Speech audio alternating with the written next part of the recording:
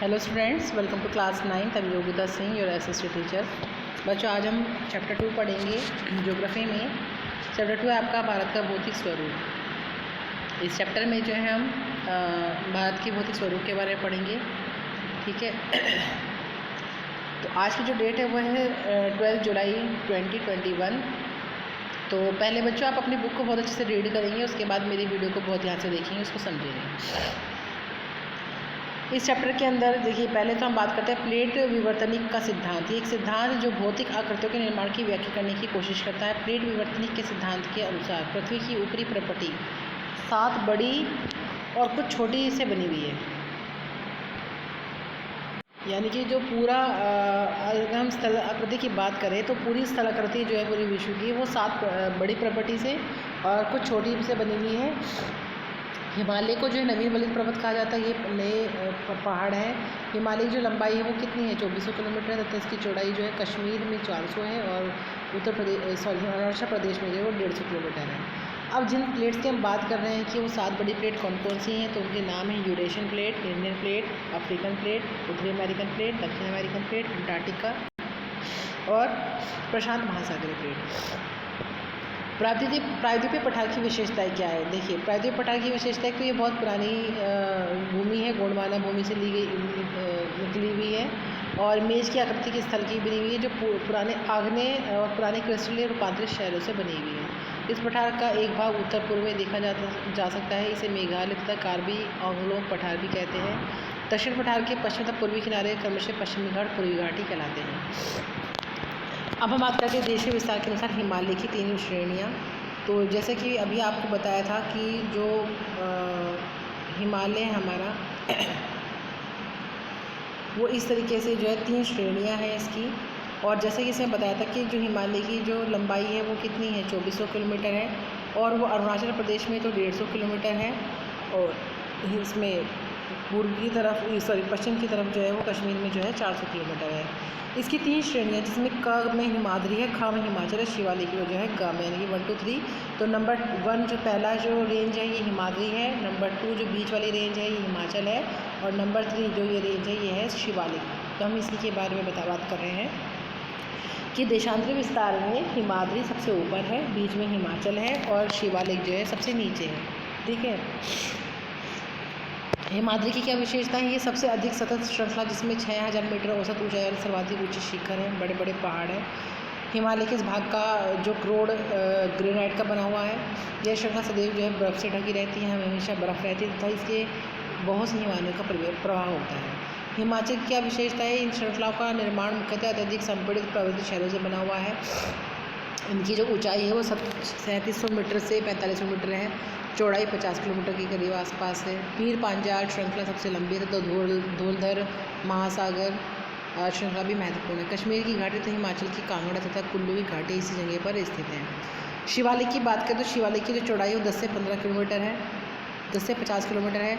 ऊंचाई इसकी 900 से 1100 मीटर से बीच है। ये श्रृंखलाएँ उत्तर में स्थित मुख्य हिमालय की श्रृंखलाओं से नदियों के द्वारा लाई गई असंपीड़ित अवसादों से बनी है। शिवालिक के बीच में स्थित यह लंबवत घाटी जो दून के नाम से आती है, जितने भी दून है, देहरादून, कोटलीदून, पाटलीदून, ये सब जो है शिवालिक रेंज में पाए जाते हैं। पूर्वांचल पटकाई, नागा, मिजो, मणिपुर, ये पूर्व की बात कर रहे हैं। यहाँ पर पटकाई है, नागा है, मिजो है, मणिपुर की पहाड़ियाँ मिलकर बनी है। अनाईमुड़ी पश्चिम घाट की सबसे ऊंची शिखर है, जिसकी ऊंचाई जो है 2695 मीटर है, जबकि महेंद्रगिरी पूर्वी घाट का सबसे ऊंचा शिखर है, जिसकी ऊंचाई जो है 1501 मीटर है। और प्रायद्वीपीय पठार का ये क्षेत्र जहाँ काली मिट्टी पाई जाती है, वहाँ पे दक्कन ट्रैप कहलाया जाता है। लक्षद्वीप का नाम 1973 में पड़ा था। इससे पहले इनको लॉकद्वीप, लक्षद्वीप को क्या बोलते थे, लॉकद्वीप या अमेरिका तथा एमिनी देवी कहा जाता था। अब भारत में ऊंचे शिखरों के नाम, उनकी ऊंचाई के बारे में जानते हैं। तो सबसे पहले है कंचनजंगा। कंचनजंगा जो है वो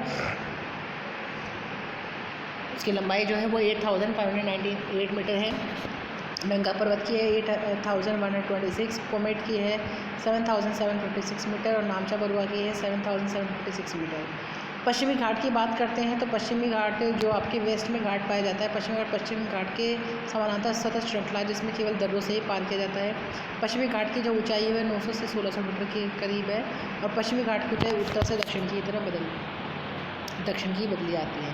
अनायहुडी वहाँ का जो सबसे ऊंचा शिखर है। पूर्वी घाट की बात करें तो पूर्वी घाट के समानांतर असस्त श्रृंखला जैसे कि बंगाल की खाड़ी में गिरने वाली नदियों ने काट दिया है। पूर्वी घाट की औसत लंबाई जो है 600 मीटर है। महेंद्रगिरी यहाँ का सबसे ऊंचा शिखर है। दोआब क्या होता है, ये क्वेश्चन पूछा भी जाता है। तो दो नदियों के बीच की भूमि को क्या बोलते हैं,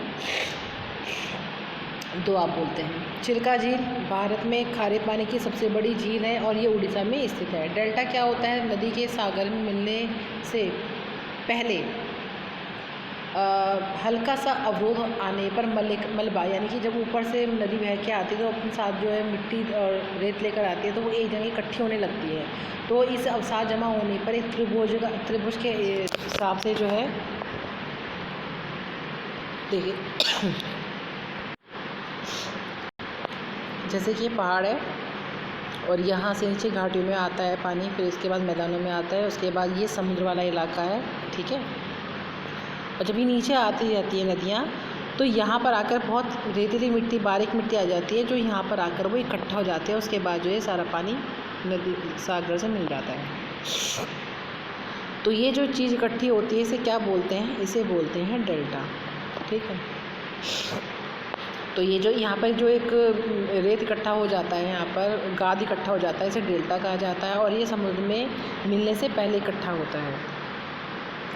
तो इसे अवसाद जमा होकर एक त्रिभुजाकार रूप ले लेते हैं, इसे डेल्टा कहते हैं। हिमाचल पाए जाने वाले प्रमुख दर्रे हैं काराकोरम दर्रा, रोहतांग दर्रा, बुजुरा दर्रा, जोजिला दर्रा, पीर पंजाल दर्रा, शिप्रा दर्रा। भारत को प्रायद्वीपीय इसलिए कहा जाता है क्योंकि भारत के 3 और समुद्र है, यानी कि भारत को प्रायद्वीपीय कैसे क्यों कहा जाता है, क्योंकि ये जो भारत का पर निचले वाला इलाका है इसके इस तरफ भी पानी है, इस तरफ भी पानी है और इस तरफ भी पानी है, तो इसलिए इसे प्रायद्वीपीय कहा जाता है। भारत को प्रायद्वीप कहा जाता है क्योंकि भारत के 3 और समुद्र है और भारत उत्तर में हिमालय पर्वत है, तीनों ओर से समुद्र से घिरे होने के कारण तटीय रेखा बहुत लंबी है। पश्चिमी घाट और पूर्वी तट बहुत विस्तृत है। बंगाल की खाड़ी के गिरने के बाद में नदी जैसे कृष्णा, कावेरी, गोदावरी, महानदी इस भाग को चौड़ा कर देती है, उपजाऊ भी बना देती है। पश्चिमी तटीय मैदान, पश्चिमी घाट अरब सागर के मध्य स्थित मैदान है। पश्चिमी तटीय मैदान के 3 भाग हैं। पश्चिमी तट के मैदान के 3 भाग कैसे हैं, जैसे कि मैंने अभी आपको बताया, ये पश्चिमी तट है, ये पश्चिमी तट है और ये पूर्वी तट है, ठीक है। तो पश्चिमी तट के 3 भाग है। उत्तरी भाग कोंकण, यानी कि ये वाला भाग यहाँ तक कोंकण है, उसके जो मध्य भाग इसे बोलते हैं कन्नड़ और दक्षिणी भाग को बोलते हैं मालाबार।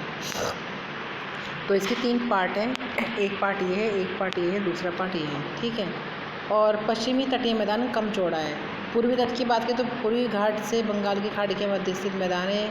पूर्वी मैदान 2 भागों में विभाजित है, उत्तरी भाग का शीर्षक और दक्षिणी भाग में कोरोमंडल के नाम से, जैसे कि मैंने अभी आपको बताया। पश्चिमी जो 3 भागों में विभाजित है, लेकिन जो पूर्वी भाग है सिर्फ इसके 2 पार्ट है, नीचे वाला कोरमंडल है, ऊपर वाला सिरसर है, ठीक है। और ये मैदान विस्तृत है, फैला हुआ है। अब हम बात करते हैं भारतीय मरुस्थल की विशेषताएं। इसमें एक तो वनस्पति बहुत कम पाई जाती है, ठीक है। वार्षिक वर्षा इसकी बहुत कम होती है, 150 मिलीमीटर के करीब होती है। इस क्षेत्र की नदियाँ समुद्र तक कम जगह होने के कारण नहीं पहुँच पाती है और केवल वर्षा ऋतु में ही दिखाई देती है। बरकान यानी कि अर्धचंद्राकार बालू का टीला यहाँ पर पाया जाता है। बहुत बड़े बड़े टीले पाए जाते हैं, पाकिस्तान की सीमा की जैसलमेर में दिखाई देते हैं। लूनी इस क्षेत्र की सबसे बड़ी नदी है। इंपॉर्टेंट है कि वहाँ की राजस्थान में कौन सी नदी बहती है, लूनी नदी बहती है, ठीक है। तो बच्चों मेन आपको टॉपिक मैंने बहुत अच्छे से आपको समझा दिया। वीडियो को मेरी बहुत ध्यान से देखेंगे, इस चैप्टर को बहुत ध्यान से समझेंगे। Thank you, have a nice day.